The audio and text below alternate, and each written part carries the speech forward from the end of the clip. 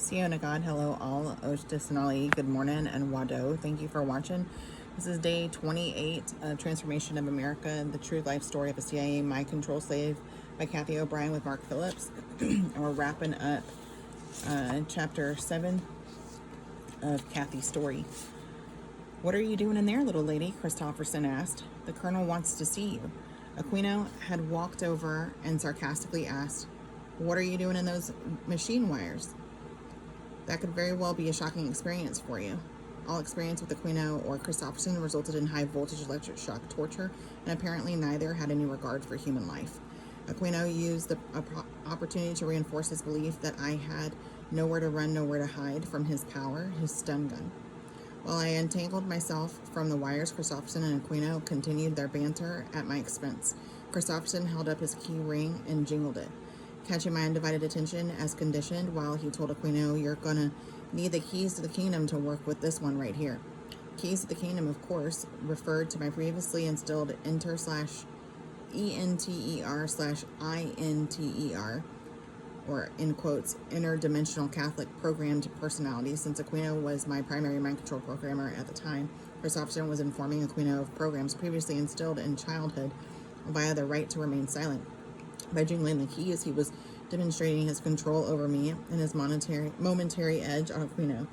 I got him, Christopherson was saying as he jingled the keys. She's mine unless you want to play ball. Besides, you have to. The bird sent me. I've been expecting you, Aquino said with a smile. Events later that night proved that Aquino had been supplied the keys to my previously established Jesuit-based programming, which he and Bird used and altered to suit their own perversions. Bird monitored all of my programming progress and often tortured me with his whip and pocket knife. He picked up where my mother left off to destroy any self-esteem I might have inadvertently developed. He said, there is no place for you to turn, because if you could think to talk to no one, no one would ever believe I would have anything to do with the likes of you. He often threatened me that I was considered disposable because, after all, the first presidential model, Marilyn Monroe, was killed right in front of the public eye and no one knew what happened. Bird's threats and cruelty were unnecessary, as I could no longer think to seek help anyway. But he loved to hear himself talk and would often drone on and on and on in his infamous long-winded recitations while I was photographically recording every word he said. He detailed the inner operational structure of the world domination effort, including psychological warfare strategies, and explained how he had and would utilize his expert knowledge on the Constitution to manipulate it and the so-called U.S. justice system and more. His loose lips provided me yet another means of surviving and staying a step ahead of the game once Kelly and I were rescued from our mind control existence. Senator Byrd revealed his justifications for criminal activity to me as well. He used me as a sounding board, even though he knew I was incapable of input or response. He rehearsed in keeping with his motto, the only way we can fail is to fail to think of an excuse. Byrd justified mind control atrocities as a means of thrusting mankind into accelerated evolution.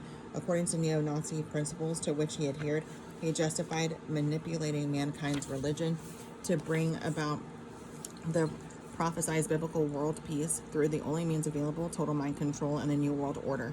After all, he proclaimed, even the Pope and Mormon prophet know this is the only way to peace, and they cooperate fully with the project. Byrd also justified my victimization by saying, you lost your mind anyway, and at least you have destiny and purpose now that is mine. Our country's involvement in drug distribution, pornography, and white slavery was justified as a means of gaining control of illegal activities worldwide. Of all illegal activities worldwide, to fund black budget covert activity that would bring about world peace through world dominance and total control. He adhered to the belief that 95% of the world's people want to be led by the 5%, and claimed this can be proven because the 95% do not want to know what really goes on in government. Byrd believed that in order for this world to survive, mankind must take a giant step in evolution through creating a superior race. To create the superior race, Byrd believed in the Nazi and KKK principles of annihilation and privileged races and cultures through genocide, to alter genetics and breed the more gifted, the blondes of this world. As Byrd's captive audience, literally, I absorbed information that the other so-called masterminds behind the New World Order would never have revealed for security reasons. The bird regarded me as his object, a game piece that he could strategically move through life as though he were playing a chess game. He perceived me as totally under his control, with no possibility of my ever being rescued, surviving and recovering my mind and memory. Bird likely would have talked to a post, and I filled the role as his silent sounding board. My CIA operative mind control handler, Alex Houston, was often scheduled to perform at the Swiss Villa Amphitheater in Lampe, Lampe, Missouri, which is yet another installation where I was programmed. Swiss Villa was a cover for a CIA near-death trauma center, of which there are several across the country. It is a remote high-security resort enclosed with military barbed wire fences that swings its guarded gate open to the local public for country music concerts. Whoa. The small amphitheater covers the covert activities occurring inside, which includes U.S. government, CIA, cocaine, and heroin distribution operations and mind control projects.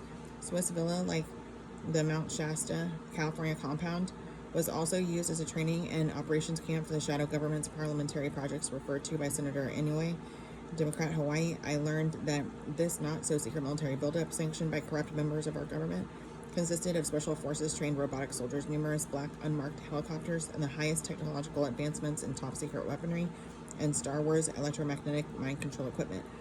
These parliamentary compounds were intended for global policing of the New World Order through the multi-jurisdictional police force. A most dangerous game was often played at Swiss Villa and involved CIA agents, politicians, and others who would attend the resort just for the sport of hunting humans. Kelly and I both were hunted at Swiss Villa. The tortures and rape after being caught were extensive and sufficiently traumatized our minds for ensuing programming, as well as for creating memory compartmentalization for the high-level operations we witnessed behind the villa's patrolled fences. It was at Swiss Villa that I was taught the most dangerous game was one where a slave tried to escape and reveal that he or she had learned. If the hunters could not catch and stop the slave, then the black helicopters patrolling the area would, and if all else failed, the eye in the sky would locate him or her, and a torturous death was supposedly imminent. According to my abusers, my deprogrammer and primary advocate, Mark Phillips, and I have embarked on the most dangerous game through efforts such as releasing this book and turning a spotlight on the shadow government to reveal its members' identities and their crimes against humanity. Mark Phillips and I are determined to beat them at their own game by arming the 95% with the truth that perpetrators don't want them to know. And here are the footnotes. Number 1, Dick Thornburg is listed in Houston CIA memo book, which is now in my and others' possession. Number 2, please note that while still Sheriff of Youngstown, Ohio, trafficant was investigated and subsequently indicted for federal racketeering, drug distribution, and mafia connections. However, he was acquitted through careful CIA jury manipulation, and he went on to become the U.S. representative he is to the state. That's insane. Number 3, once gaining eyes to see and ears to hear, this "you can run but you can't hide" theme is so widely used. It is visible from Hallmark greeting cards to interstate overpasses to the lock-in song by the group Police. I'll be watching you. Number 4, a good friend of mine who remains a victim to this date was married to Christopherson on the night she wed her mind control handler, much the way I had married Bird. When I wed Houston, the crucifix used in her Larry Flint wedding night porn photos was mirrored rather than crystal. Number 5, Christopherson nearly strangled me to death with his member, which had further sexually excited him late in the summer of 1987 during another incident related to Bird. Good God. All right, Chapter 8. CIA's War on Drugs Operation Eliminating Competition. I no longer had any mind of my own. I was absolutely void of free will and was now totally robotic. So was Kelly.